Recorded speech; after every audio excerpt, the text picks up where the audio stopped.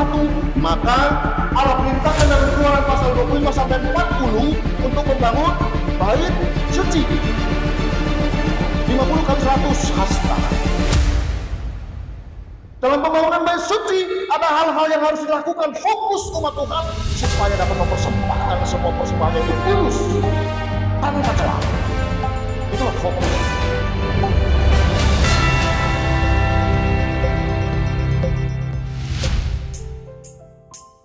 Saudara, salam, saya puji Tuhan kembali. Saya dan teman-teman saudara, itu karena kebaikan Tuhan. Jadi seminggu full saya sudah di sini, dan puji Tuhan banyak hal yang terjadi, banyak hal yang membuat saya semakin hari semakin yakin bahwa Tuhan selalu beserta kita. Ya, oleh sebab itu saudara-saudara, kita mesti tetap fokus. Tetap fokus itu bahasa Jawanya apa? Fokus. Bahasa Indonesia itu tetap, pokoknya kalau melihat itu ya fokus. Oh, itu lain lagi urusannya ya, pokoknya fokus. Titan itu apa? Titan ya sama lah, anggap itu Titan ya. Tetap fokus kali ya, bahasa Indonesia juga tetap fokus ya. Pokoknya kalau kita melihat sesuatu, memandang sesuatu mesti fokus. Karena saya tidak bisa fokus mata saya karena sudah plus. Kalau lihat tulisan lari-lari, makanya pakai kacamata. Kalau tidak pakai kacamata, baca bisa loncat-loncat seperti katak. Dari halaman 1 nanti bisa loncat ke halaman 2. Tapi begitu kacamata, oke, luar biasa, jelas. Ya. Saudara mungkin ada yang min, ada yang plus, tapi seusia 50 ke atas pasti biasanya kan ada plusnya. Ya, ada pakai kacamata sambung supaya fokus. Demikian juga dalam hidup harus fokus. Bagaimana supaya fokus? Akulah jalan kebenaran dan hidup. Tidak ada seorang pun yang datang kepada Bapa kalau tidak melalui aku. Itulah sang fokus. Jadi kita fokus. Ada jaminan keselamatan manakala kita gandol Gusti. Demikian juga pada waktu umat Israel keluar dari tanah Mesir, Allah perintahkan untuk membangun bait suci. Saya minta Dekaleb untuk menampilkan kemah suci sama itunya apa? Pointernya dari mana? Lupa, di bawah. Ya. Baik, puji Tuhan, supaya umat Israel fokus dalam beribadah, tidak di pohon-pohon, tidak di batu-batu, maka Allah perintahkan dalam Keluaran pasal 25 sampai 40 untuk membangun bait suci. 50 kali 100 hasta. Dalam pembangunan bait suci ada hal-hal yang harus dilakukan, fokus umat Tuhan supaya dapat mempersembahkan semua persembahannya itu kudus tanpa celah. Itulah fokus.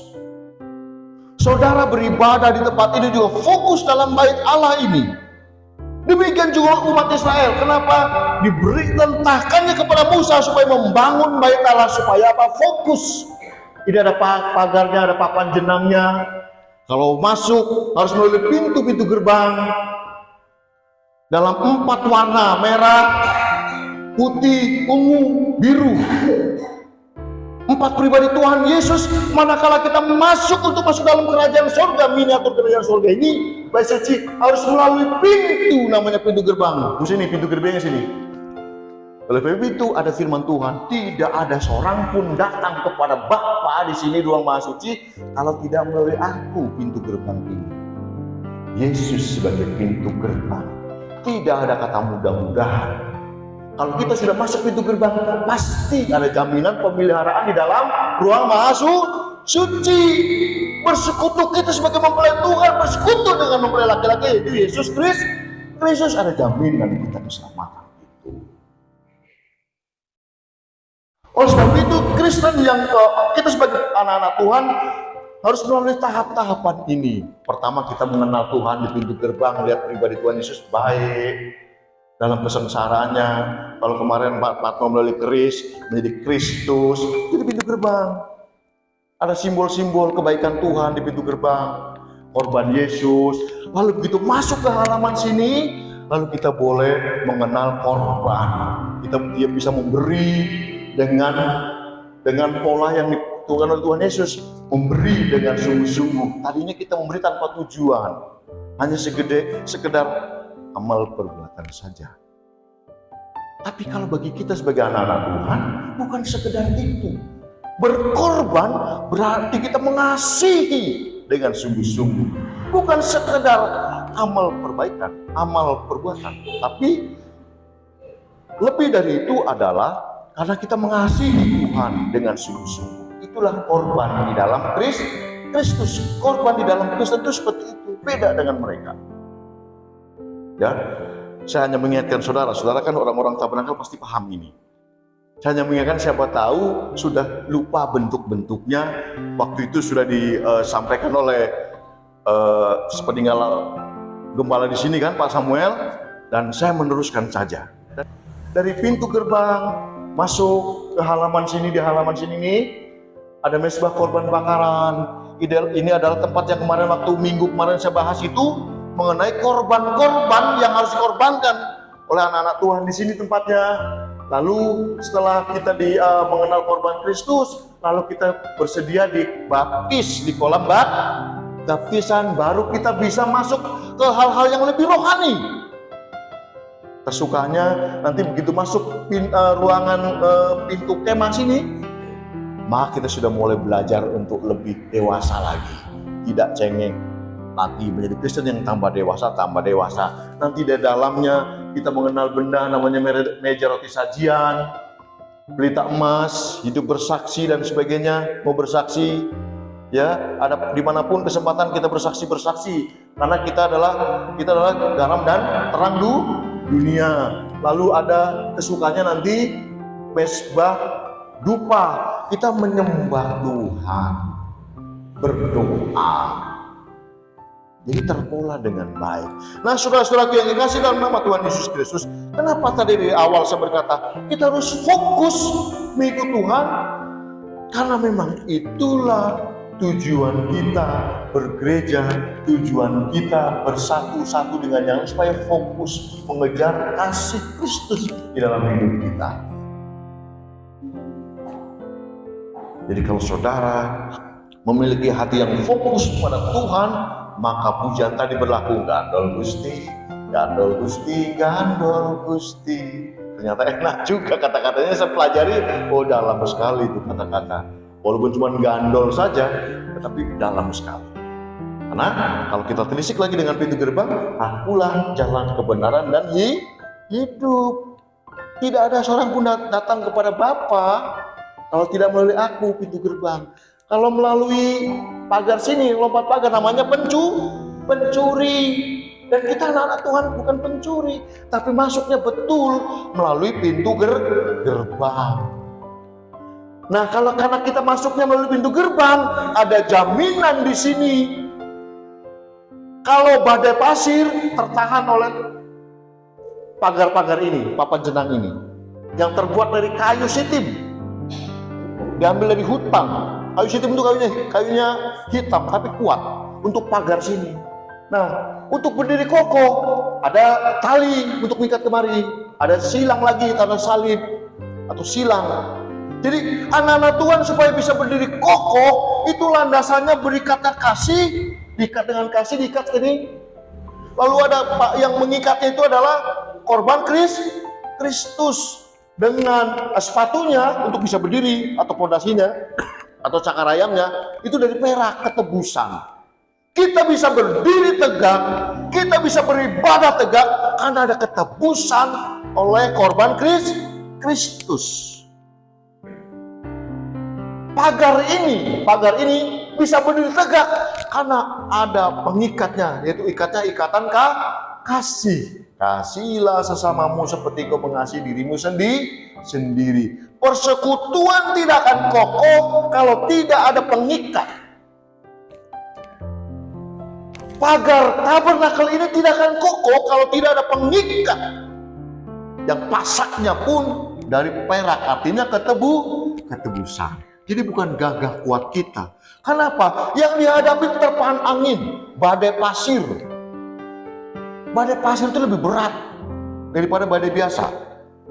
Tekanannya lebih kuat. Oleh sebab itu harus kuat. Bagaimana pagar ini persatuan kesatuan tubuh Kristus harus kuat?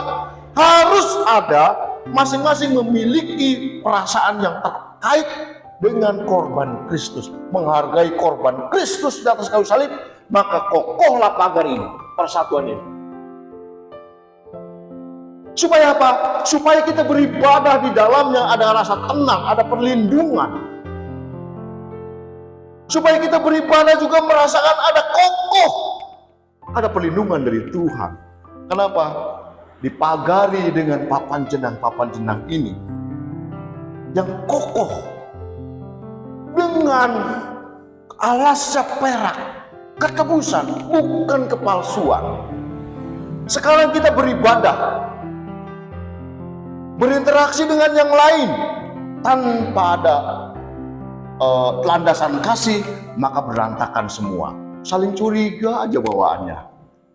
Ada yang pakai baju baru dibilang paling kredit 6 bulan, nggak mungkin beli lunas, nggak mungkin dia mampu. Ada yang pakai emas, lalu berkata, ih jarinya jelek kok pakai emas. Ada aja yang diomongin. Kenapa? Persatuannya bukan landasannya, bukan korban Kristus.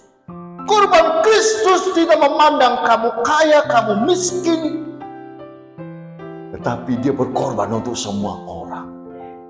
Saya dan saudara semua. Tuhan tidak memandang pendidikanmu tinggi, gelarnya sampai bercecer-cecer 12 gelar gitu, profesor, dokter, SH, MH, segala macam. Nggak perlu itu Tuhan. Yang Tuhan perlu adalah hati. Percuma saudara bergelar, bertitik-titik, berderet-deret sampai diikat-ikat gitu gelar sampai banyak. Sampai di buku kertas kakak itu sampai nggak muat ditulis gelarnya kan sayang banyak. Profesor, dokter, insinyur, ini, MH, MTH, segala macam.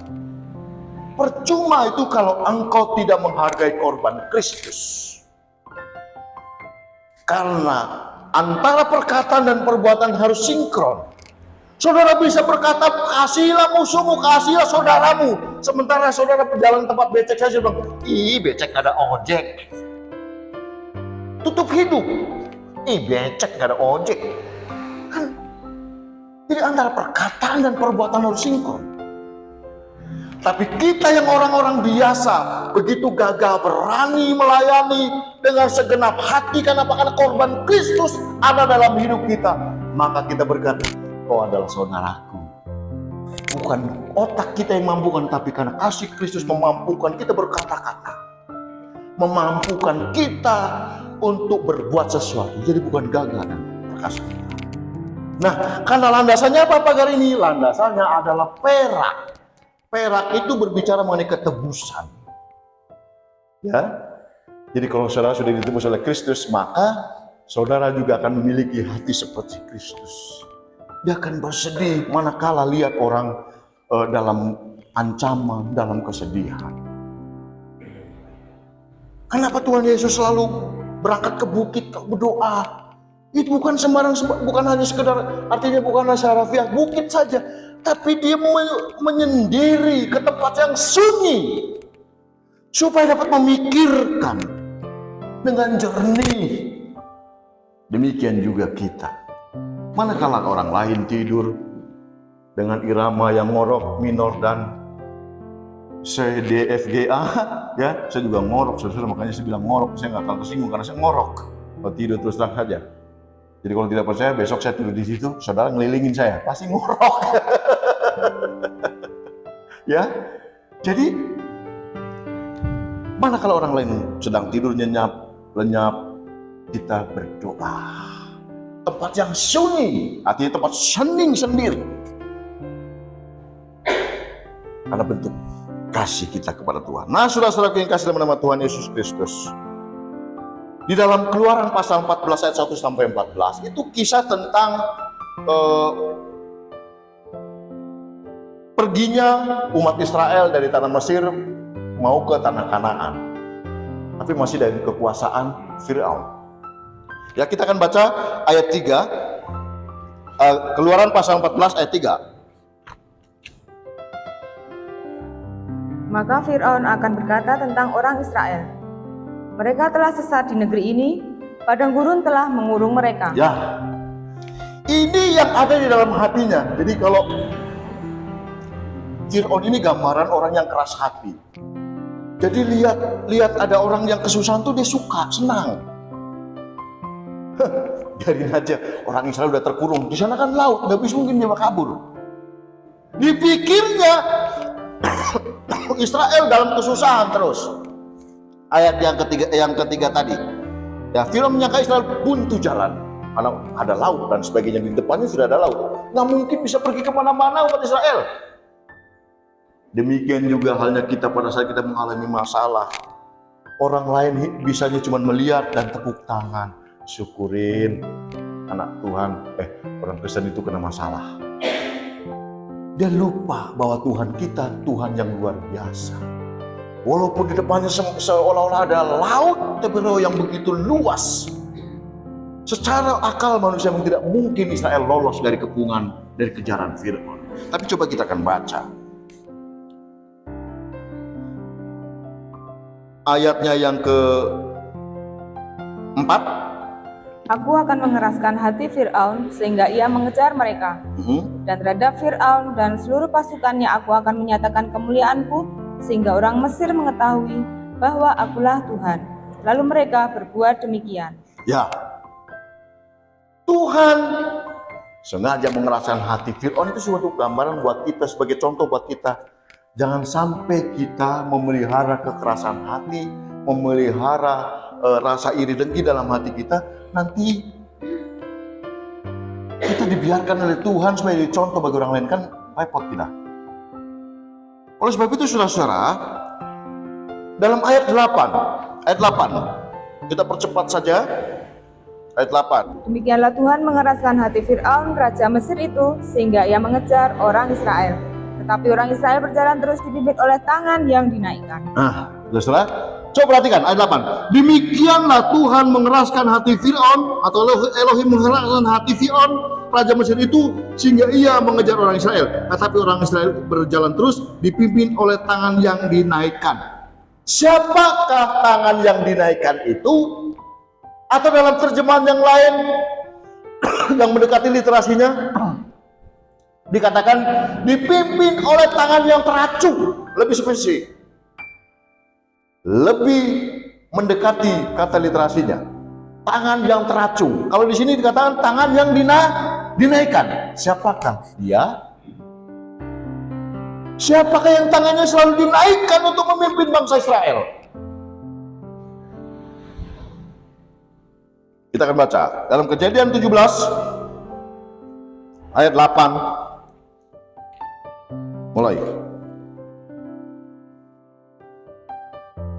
Kepadamu dan kepada keturunanmu akan kuberikan negeri ini yang kau diami sebagai orang asing, yakni seluruh tanah Kanaan akan kuberikan menjadi milikmu untuk selama-lamanya. Kejadian Keluaran 17 ayat 8 mulai, bukan Kejadian.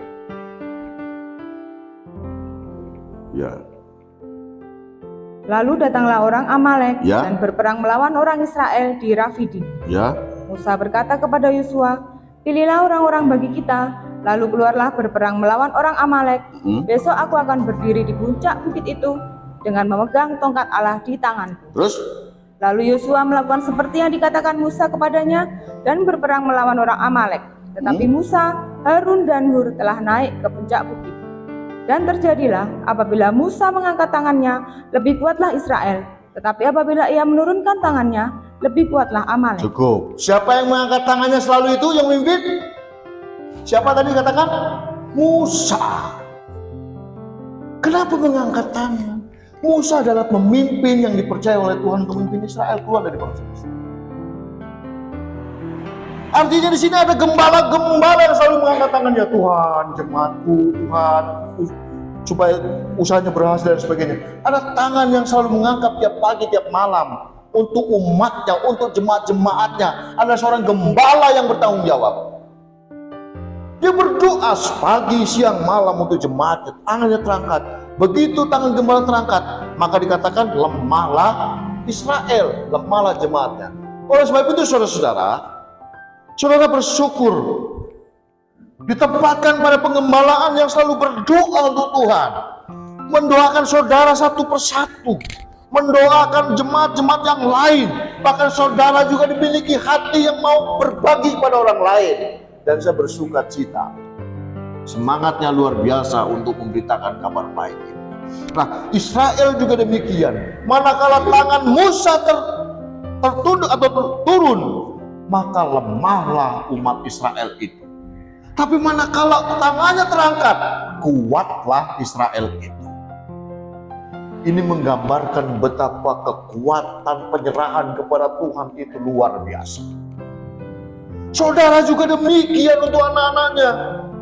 Manakala tangan saudara turun ke bawah, maka seolah-olah anak saudara letih, lesu, dan beban berat. Tapi manakala saudara sebagai orang tuanya mengangkat tangan, ya Tuhan, saya serahkan anak-anakku, permasalahan dan sebagainya kepada Tuhan, maka kuatlah anak-anak kita. Contohnya Ayub, tiap pagi dia mempersembahkan korban, menyerahkan anak-anaknya. Siapa tahu dia berbuat salah, berbuat dosa. Demikian seorang gembala Musa yang menggembalakan Israel. Dia begitu mengangkat tangannya. Kenapa kok umat? Oleh sebab itu Israel semakin kuat, semakin kuat. Kenapa? Ada tangan yang teracung, ada tangan yang terangkat, menyerahkan semua bebannya kepada Tuhan. Demikian juga saudara dan saya. Mari tiap saat malam sebelum tidur tangan kita terangkat, ya Tuhan, kami serahkan hidupku ke dalam tangan. Di masa tua ini kami menyadari fisik kami lemah, tapi berikan kami kekuatan yang ekstra supaya saya dapat bersaksi bahwa di dalam Tuhan, Tuhan pelihara kesehatanku luar biasa. Amin. Puji Tuhan. Saudara-saudaraku yang kasih dalam nama Tuhan Yesus Kristus. Oleh sebab itu, dalam penggembalaan seperti halnya zaman dulu, tabernakel untuk umat Israel berhimpun. Demikian juga sekarang. Saudara bersyukur ada di tengah-tengah jemaat yang memahami pengajaran tentang kemah suci. Saudara bersyukur ada tangan-tangan yang terangkat tiap saat mendoakan saudara, bergumul buat saudara seperti Musa bergumul untuk Israel. Hendaklah kiranya izinkan saya juga mengangkat tangan saya untuk berdoa untuk saudara-saudara semuanya. Izinkan saya untuk selalu mengangkat tangan supaya saudara kuat. Izinkan saya supaya mengangkat tangan supaya saudara diberikan kekuatan luar biasa dari Tuhan untuk menjalani hidup di tengah-tengah masalah yang terjadi. Seperti bangsa Israel, di depannya ada laut yang begitu luas.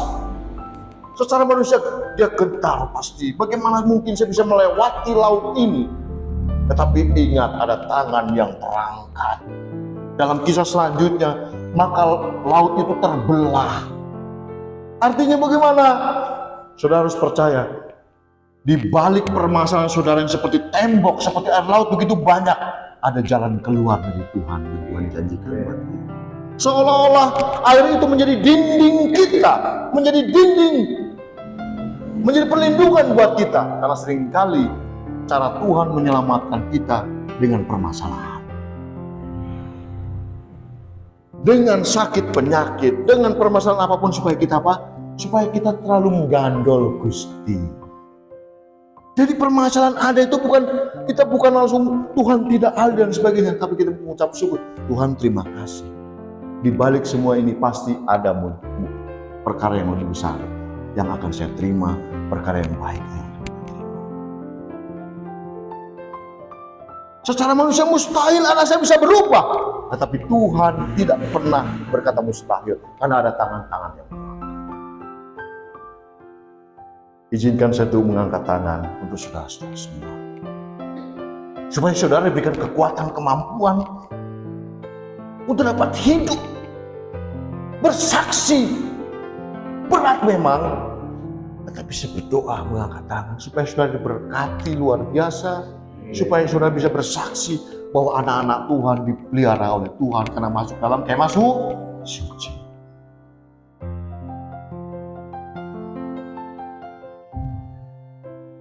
Saya setiap mengingat jemaat di sini, saya selalu tidak bisa menahan air mata. Karena ternyata ada banyak hal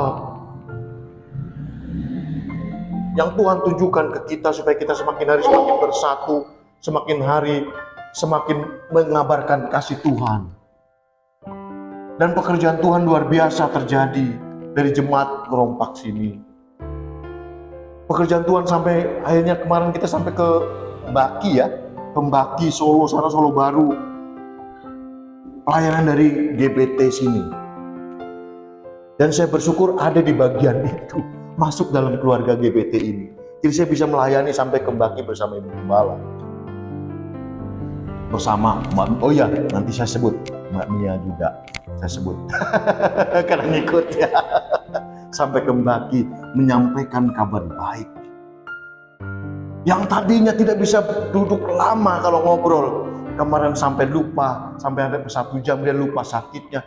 Tuhan sudah jamah begitu rupa. Tadinya pakai krek, akhirnya dia lepaskan. Pemerintah selamat jalan. Loh kok puji Tuhan sehat, tadinya pada loyo. Tetapi karena kuasa Tuhan bekerja luar biasa. Yang tadinya lemah, letih, lesu waktu video call belum didatangi, tapi begitu ada kesempatan kita datang, sungguh luar biasa pertolongan Tuhan. Dan itu terus berlanjut bagi saudara-saudara semuanya. Ya, jadi doakan kami juga supaya kami dan keluarga tetap sehat, masih dapat melayani Tuhan dengan karunia yang Tuhan berikan. Jauhkan kami dari sombong, tinggi hati, aku dan sebagainya, karena itu awal dari kehancuran seorang pelayan Tuhan. Puji Tuhan saudara, demikianlah firman Tuhan yang dapat saya sampaikan. Tapi intinya adalah bahwa kita sebagai anak Tuhan hendaklah selalu bersatu. Yang lemah saling menguatkan. Yang sudah kuat semakin bergerak. Supaya nama Tuhan tetap dipermuliakan. Orang-orang akan melihat anak-anak Tuhan memang luar biasa. Fisik boleh tua, usia boleh tua, tapi semangat luar biasa untuk melayani Tuhan dengan sesuai porsinya. Ya, puji Tuhan saudara-saudara. Demikianlah firman Tuhan yang dapat saya sampaikan, kiranya bermanfaat untuk saudara, untuk rohani saudara, untuk kehidupan saudara. Karena pada intinya adalah saya mengasihi saudara, dimanapun saya berada selalu saya berdoa, saya mengangkat tangan. Mengatakan bukan nyerah, tapi mengatakan menyerahkan semua kepada Tuhan, semua saudara-saudara. Amin, puji Tuhan. Kita angkat pujian, saya minta istri saya untuk bantu saya, kan saya nggak begitu hafal yang lagu habis firman tadi. Ya. Yang ku sembah hanya Yesus. Baik.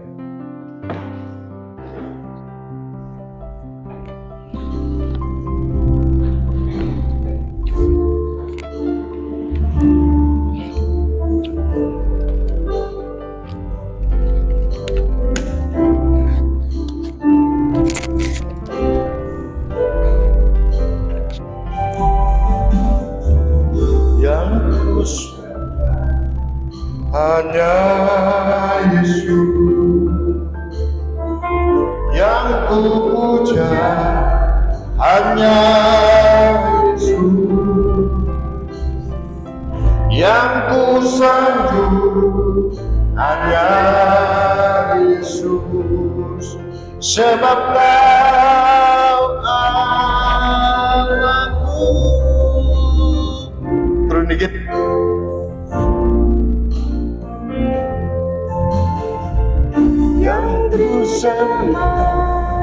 Hanya Yesus. Kita sama-sama nyanyikan pujian ini. Yang beri berkat Hanya Yesus yang beri rohnya, hanya Yesus, sebab Kau